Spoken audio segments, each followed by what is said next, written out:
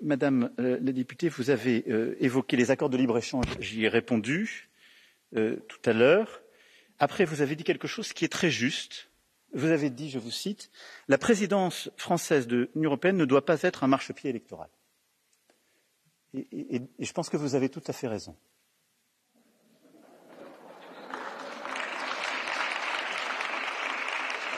Donc, à plusieurs ici, vous avez eu raison de ne pas le faire. Et donc, le dernier sujet que vous avez évoqué est, quant à lui, je crois, beaucoup plus important en ce qu'il touche des vies, c'est le sujet des vaccins. Sur le sujet des vaccins, je veux d'abord défendre notre Europe, nous tous et la Commission. D'abord parce que nous sommes le seul espace au monde qui a acheté et très rapidement produit plus de 2 milliards de doses aujourd'hui et qui n'a jamais mis d'interdiction à l'export. Et donc nous avons produit près de 2,5 milliards de doses, nous avons exporté la moitié. Il n'y a aucun autre espace qui a fait ça. Les États-Unis d'Amérique, pendant des mois et des mois au pic de la crise, ont interdit les exportations, y compris de composants, y compris vis-à-vis d'États émergents en développement qui, du coup, n'ont pas pu produire pour eux-mêmes ou d'autres. C'est une réalité. Et donc, nous devons aussi être lucides. On sait dire ensemble quand les choses n'avancent pas. Quand l'Europe est un modèle fort, responsable et à la hauteur de ses valeurs, il faut le dire. Donc, nous avons toujours exporté 50%. Nous avons, dès le début, initié l'initiative de solidarité. C'est une initiative de l'Europe et de l'Afrique, qui est l'initiative dite ACT-A, qui a conduit justement à ce dialogue vaccinal et à cette politique de solidarité. Dès le mois d'avril 2020, j'étais moi-même d'ailleurs dans une réunion du bureau de l'Union africaine à l'époque, et nous avons ensuite convaincu les membres du G20 et su avancer. Sur ce sujet, la priorité, à court terme, a été le don de doses. Là-dessus, nous tiendrons nos engagements. Je les évoquais tout à l'heure en juin. Nous avons déjà livré 120 millions de doses à date, là où la Chine, par exemple, en a livré 16 millions. Il faut aussi rappeler ces vérités, parce qu'il y a une concurrence géopolitique, il ne faut pas se laisser, en quelque sorte, mettre en situation de minorité. Et nous avons cet objectif de 700 au mois de juin. Le deuxième élément, c'est qu'on a ensuite dit, nous devons avoir un agenda, et on l'a eu tout de suite, d'aide à la production des vaccins sur le continent africain. Mais je le dis aussi ici avec beaucoup de lucidité, la vaccination d'aujourd'hui ne se fait pas avec la production qu'on commence. Il faut être très honnête avec nous-mêmes. Commencer à produire des capacités sur le sol africain, c'est créer des capacités dans 18-24 mois. Ce n'est pas permettre des politiques de vaccination aujourd'hui. Donc, la priorité des priorités pour un vaccin que nous avons depuis 1 an, ça a été de donner les doses, de les livrer et surtout qu'elles arrivent à bon port et qu'on organise les campagnes. On doit continuer de faire mieux, et là, je veux apporter 2 compléments.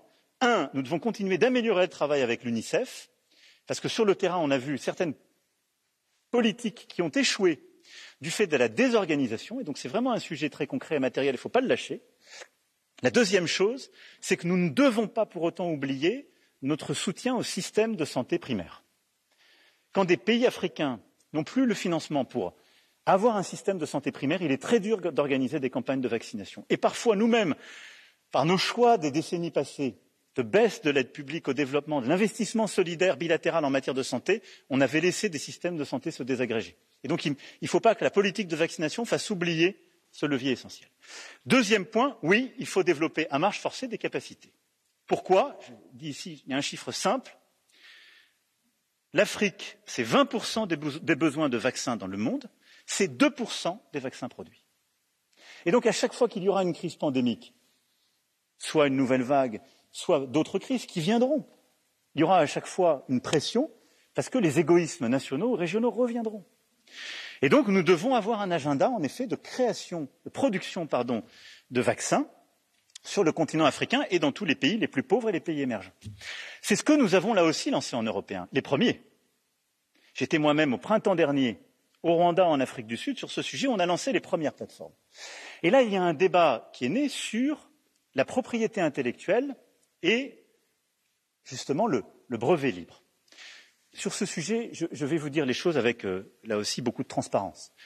La France, elle a été pour, elle s'exprimait pour sur le sujet, mais c'est facile pour la France d'être pour parce que nous n'avons aujourd'hui pas de brevet, parce qu'il se trouve que les industriels français n'ont pas trouvé de vaccin. Pardon d'être aussi direct avec vous, mais donc, je ne vais pas être cynique en tant que président de la nation française. Je pourrais vous faire plaisir aujourd'hui, me draper dans ma dignité et mettre en porte-à-faux certains de nos voisins qui nous ont quand même aidés à nous vacciner et qui ont des industriels qui ont une propriété intellectuelle. Bon. Est-ce qu'il faut déchirer la propriété intellectuelle? Non. Pourquoi? Parce que c'est la juste rémunération d'une innovation. Parce que derrière, ce sont des femmes et des hommes qui cherchent. Il est normal que quand ils trouvent, justement, elles soient rémunérées.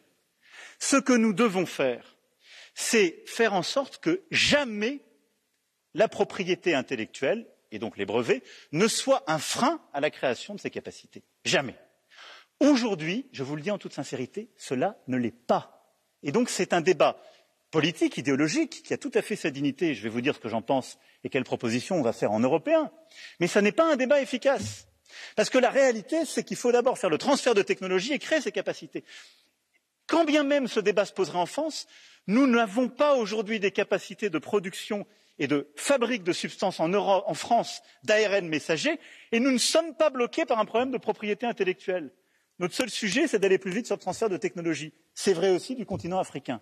Donc, soyons justes, là aussi, ces débats sont importants et méritent, ce sont des débats politiques au sens noble du terme, mais il ne faut pas que nous nous égarions en termes très pratiques, parce que nous devons avancer pour aider l'Afrique. Et donc la priorité, c'est de financer des structures qui produisent des vaccins, c'est de créer des partenariats et c'est de permettre ce transfert de technologie. Et c'est là où les Européens, avec l'Organisation mondiale de la santé et en mettant la pression sur l'ensemble des grandes industries pharmaceutiques, doivent être plus pressantes pour accélérer ces transferts technologiques. Qu'est-ce que ça veut dire?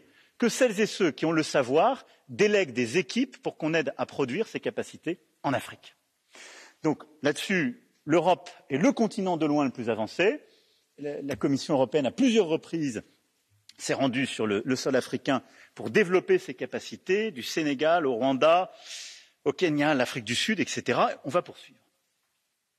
La proposition que j'espère nous arriverons à faire en Européens et qui, si nous arrivons à progresser dans les prochaines semaines, aurait beaucoup de sens à faire en Européens et en Africains, dans le cadre du sommet entre l'Union africaine et l'Union européenne, c'est la licence globale. C'est de permettre de manière très concrète, et c'est ce que propose la directrice générale de l'OMC avec le directeur général de l'Organisation mondiale de la santé, c'est de faire en sorte que, justement, à chaque fois qu'on crée ces capacités, eh bien, on lève toutes les contraintes en termes de capacité, de propriété intellectuelle, de transfert de technologie, pour permettre de manière, je dirais, immédiate et sans coût, de développer ces capacités en Afrique. Et donc, ce à quoi nous allons œuvrer d'ici à la fin du mois de février, c'est de pouvoir porter dans le sommet Union africaine-Union européenne une proposition commune de licence globale pour les vaccins Covid, et je l'espère plus largement, et pouvoir défendre cet agenda. Je crois, Madame la Présidente, que j'ai répondu, ce faisant, aux questions que vous aviez posées, puisque vous m'aviez réinterrogé sur le modèle de croissance, sur nos valeurs, et je crois avoir été à peu près exhaustif dans les interpellations, au-delà des sujets plus politiques et nationaux. Merci beaucoup. Merci. Merci, Monsieur le Président. Voilà donc pour les applaudissements du Président de la République. Et on va écouter la question suivante parce que c'est à nouveau une question française. François-Xavier Bellamy qui va intervenir maintenant. François-Xavier Bellamy du parti Les Républicains. Bien sûr, on l'écoute. Monsieur le Président de la République, vous venez ouvrir cette présidence avec de grandes promesses, mais il faut vous dire la vérité, personne ici n'y croit vraiment. Non seulement parce que le calendrier que vous avez cautionné servira plus votre campagne présidentielle que l'action européenne, mais surtout parce que vous vous êtes tellement contredit. Vous avez tellement joué en détournant jusqu'au sens des mots les plus importants. Vous avez, pardon de le dire, souvent menti. Comment vous croire? Vous dites vouloir maîtriser les frontières de l'Europe, mais hier, vous dénonciez comme une lèpre nationaliste les pays qui appelaient à l'aide pour protéger leurs frontières face à la crise migratoire. Vous parlez d'environnement et d'autonomie stratégique, mais la France importe aujourd'hui du gaz et du charbon parce que vous avez fermé Fessenheim et miné notre industrie. Vous parlez aujourd'hui d'appartenance européenne tout en déclarant que les racines de l'Europe n'importent pas. Mais où puiser alors la sève pour irriguer notre avenir? Vous promettiez la fin des clivages, et vous laisserez la France comme l'Europe fracturée comme jamais. Ici aussi, nous savons que votre « en même temps » n'est qu'un artifice rhétorique pour dissimuler des incohérences calculées. Comme l'écrit Pierre Manant, la contradiction entre les ambitions ou les prétentions de l'Europe et sa réalité est devenue un fait politique majeur. Cette contradiction, vous l'incarnez aujourd'hui. Et nous devons la résoudre. Bien sûr, avec notre groupe, notre délégation, nous ferons tout pour rendre ces 6 mois aussi utiles que possible pour nos pays. Mais en vérité, Monsieur le Président, l'essentiel n'est déjà plus là. L'essentiel est de dire à vous tous, Français, Européens, qui nous regardez, une autre politique est possible. Une politique qui vous prenne au sérieux, qui préfère la sobriété de l'action à l'obsession de la communication. Une politique qui ne prétende pas renforcer l'Europe en affaiblissant les États qui la constituent, qui ne croit pas que la solidarité européenne consiste à vous surendetter, qui ne prétende pas défendre l'état de droit en marchandant votre liberté et votre souveraineté, qui ne vous méprise pas au premier désaccord venu, qui vous respecte et se donne les moyens de vous faire respecter par les grandes puissances du monde. Vous n'en demandez pas trop si vous espérez tout cela. Et nous avons le devoir de préparer ensemble le relèvement de nos pays, de l'Europe, de préparer la relève à laquelle vous avez droit. Merci beaucoup. Merci. Monsieur Bellamy. Alors François-Xavier Bellamy est un des rares à faire plus court que prévu.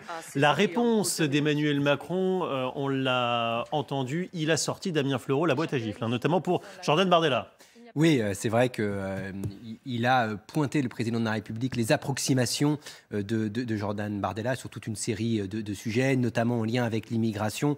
Jordan Bardella, qui se faisait un peu le porte-voix de Marine Le Pen dans cette enceinte du Parlement européen, estimant que la France avait perdu toute sa souveraineté, notamment sur les sujets migratoires.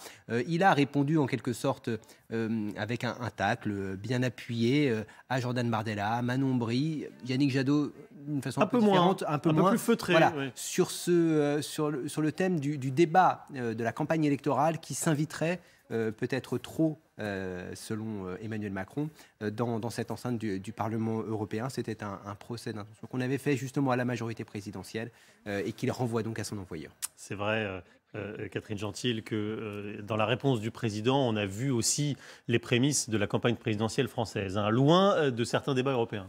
Ah oui, c'est sûr que quand il a dit à Jordan Bardella, vous avez très méthodiquement dit n'importe quoi sur les textes européens, fermez le banc, là c'était clair et net. Mais il a quand même répondu sur toutes les questions concernant vraiment l'Europe. Il a répondu sur la Russie, où évidemment il a été interpellé parce qu'on le disait juste avant, c'est quand même pas l'ensemble des pays européens qui pensent qu'il faut un dialogue exigeant mais constructif avec la Russie. Il a aussi justifié le fait de continuer à parler avec la Pologne et la Hongrie, en rappelant d'ailleurs que la Pologne en ce moment était astreinte à 1 million d'euros par jour parce qu'elle ne respecte pas une décision de la Cour de justice. Donc il dit qu'on ne peut pas désigner des pays qui font partie de l'Union européenne en les ostracisant parce que sinon aujourd'hui c'est la Pologne et la Hongrie, mais demain ça veut dire que ça peut être d'autres pays et à terme justement la fin de l'Union européenne. Ouais. Donc il a quand même mis quelques claques franco-françaises, mais il a donné des réponses européennes sur les points qui avaient été soulignés par les autres intervenants. Avec un petit moment de sourire, Yves Bertoncini, lorsqu'il a hissé Yannick Jadot au rang de président. C'est Yannick Jadot lui-même qui a dit non, je ne suis pas président, voilà, pas encore. Il avait été les présidents, les Verts, un homme, une femme, belge et allemand. Effectivement, Yannick Jadot s'est vu confier le micro pour l'utiliser à des fins très électoral, j'ai trouvé. Il s'est un peu emporté sur la forme et même sur la longueur. Donc là, on voyait bien l'illustration de ce à quoi on a assisté, c'est-à-dire un discours et un débat très hybride, à la fois qui s'adresse aux Européens, mais aussi à nos compatriotes. Et Jadot étant lui-même candidat, c'est encore une confrontation un peu plus directe. Je ne crois pas que pour l'image de la France, ça soit très positif, tout ce qui s'est passé là. Par exemple, François-Xavier Bellamy a dit des choses fortes, mais au moins sur un ton un peu plus maîtrisé. C'est l'occasion qu'ont voulu saisir tous ces hommes politiques, femmes politiques françaises, d'interpeller le président, puisqu'ils n'ont pas la possibilité de le faire dans notre 5e République quand il siège au Palais Bourbon. C'est ce que dit aussi Stanislas Guerini. Regardez ce tweet du délégué général de La République En Marche qui regrette que des opposants instrumentalisent, dit-il, le débat au Parlement européen pour retomber dans les attaques outrancières du débat national. Cela dit Patrice Duhamel, ça a permis aussi au président de répondre sur un mode pratiquement débat de campagne présidentielle française.